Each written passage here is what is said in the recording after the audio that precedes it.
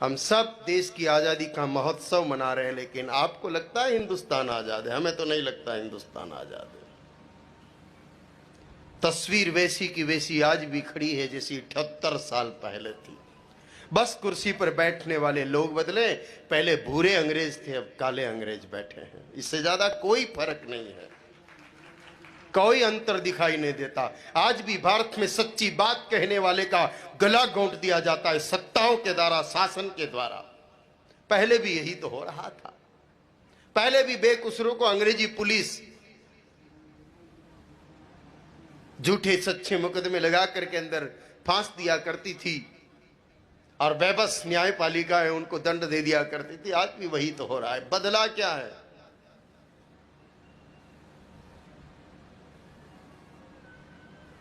शायद उतना भ्रष्टाचार जितना आज है उतना पहले नहीं था। भ्रष्टाचार चरम पर है। भ्रष्ट नेता, भ्रष्ट अधिकारी, भ्रष्ट कर्मचारी और यथा राजा तथा प्रजा भ्रष्ट जनता। इन्हीं 78 सालों ने सिर्फ यही दिया। आज खूब अच्छे अच्छे कसीदे कढ़े जा रहे होंगे लाल किले की प्राचीर से, खूब बड़ी बड़ी बातें की जा रही होगी लाल किले की प्राचीर से, लेकिन सिर्फ बातें हैं। वो 78 साल में हिंदू संस्कृति का सर्वनाश हुआ, सनातन धर्म का विनाश हुआ, और इस भारत की धरती से गौ हत्या बढ़ी और आधिकारिक रूप से बढ़ी। पहले सिर्फ मुसलमान गौ हत्या करते थे, आज अधिकारी गौ हत्या कर रहे हैं, करवा रहे हैं। यह हुआ है 78 साल में इस भारत में। कांग्रेस आई, बीजेपी आई, इन सब दुष्ट राजनेताओं ने, भ्रष्ट राजनेताओं ने सिर्फ और सिर्फ सनातन संस्कृति का सत्यानाश किया है। देश की आजादी के बाद जितने मुसलमान हिंदुस्तान में बढ़े, देश की आजादी के बाद जितने ईसाई हिंदुस्तान में बढ़े, उतने तो अंग्रेजों और मुसलमानों के काल में भी नहीं बढ़े थे।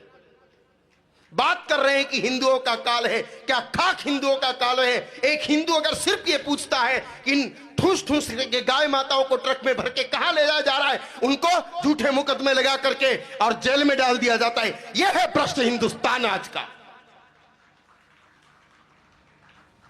2 दिन पहले गवाह है, इतिहास गवाह है, और ये सारण जी गवाह है।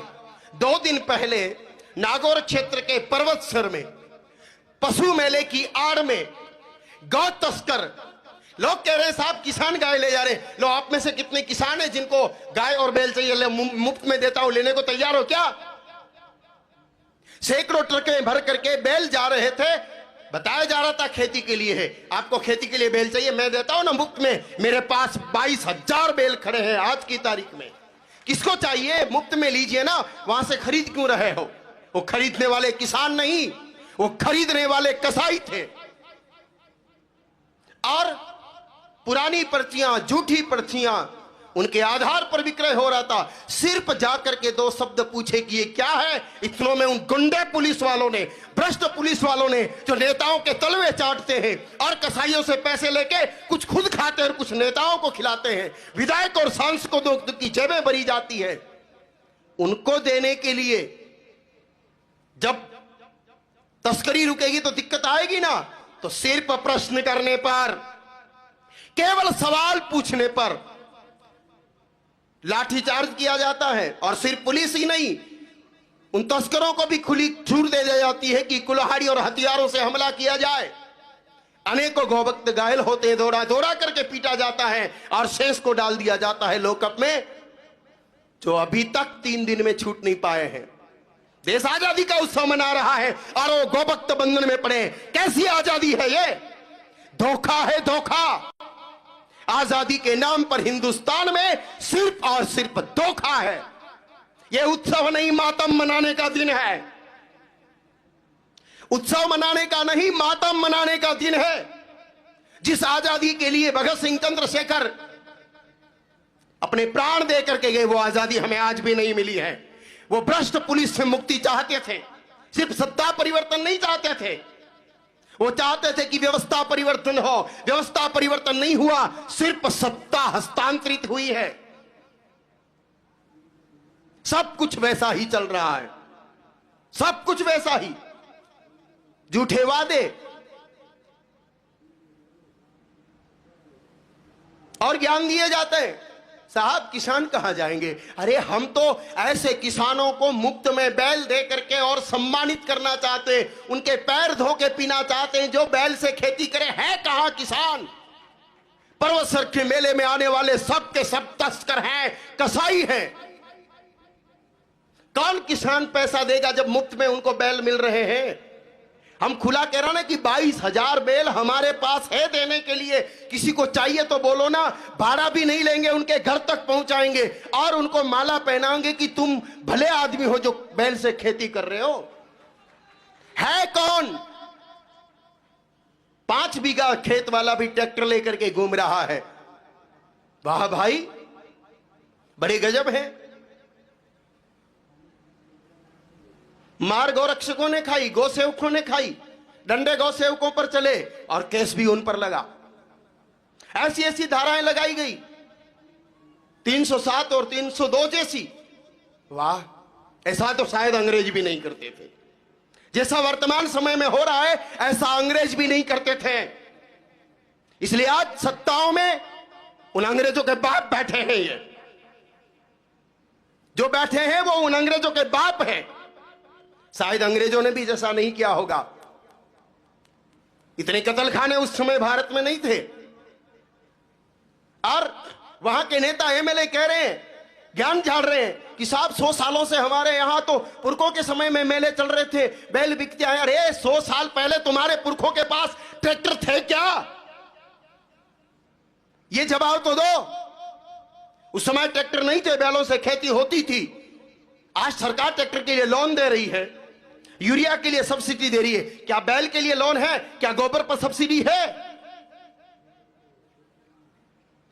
एयर कंडीशनर में बैठ करके और नोट बांट करके वोट लेने वाले राजनेताओं, तुमको क्या पता चले कि गौ सेवकों का दर्द क्या है? नेतागिरी डाल रहे थे। इतने दूर दूर से आए हैं ये लोग, कैसे आ गए? अरे विचार करो, वो गरीब लोग पैसा खर्च करके अपने प्राणों को हथेली पर रख करके दूर दूर से आए, उनके हृदय में पीड़ा होगी तब पहुंचे हैं। तुम क्या खाक जानो भ्रष्टाचारियों, हिंदुत्व के नाम पर कलंक।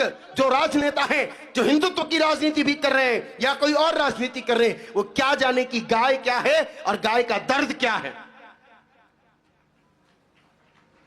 जिस देश की अर्थव्यवस्थाओं का आधार ही तुमने बीफ मार्केटिंग बनाया हो, याद रखना अंजाम बुरा होगा।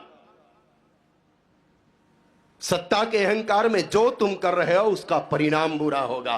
न रावण बच पाया न कंस बच पाया, तो तुम किस खेत की मूली हो। लेकिन हां, अगर आप आजादी का असली उत्सव मनाने की इच्छा रखते हो तो एक दृढ़ संकल्प करना पड़ेगा कि जो स्थितियां 1857 से लेकर के 1947 तक भारत में थी, वो स्थितियां वापस लानी पड़ेगी। सिर्फ अपने बच्चों को पालने से बात नहीं बनती है। बच्चों को तो कुतिया भी पालती है, कौन सी बड़ी बात है। कुत्ता भी अपने बच्चों को पालता है, कुतिया भी अपने बच्चों को पालती है। सिर्फ आप अपने बच्चों के पालन पोषण में लगे हो तो आप लोगों को मनुष्य और विशेष रूप से हिंदू कहलाने का अधिकार नहीं। जिसको अपनी संस्कृति का गौरव नहीं, जिसको अपने राष्ट्र के गौरव का कोई परवाह नहीं, जिसको अपनी मां की हत्या को रोकने का कोई चिंतन भाव नहीं, उसको हिंदू कहलाने का भी कोई अधिकार नहीं। 3 दिन से खामोश होकर के हम देख रहे थे, सबसे चर्चाएं कर ली हमने 3 दिन में, लेकिन परिणाम जो हाथ में आया वो यही आया। हम सोच रहे थे कि शायद आजादी के उत्सव से पहले वो गौ सेवक जिनके हृदय में सिर्फ गाय माता के प्रति पीड़ा है और कुछ भी नहीं, कि मेरे देश की गाय बचनी चाहिए, राम की गाय बचनी चाहिए, कृष्ण की गाय बचनी चाहिए।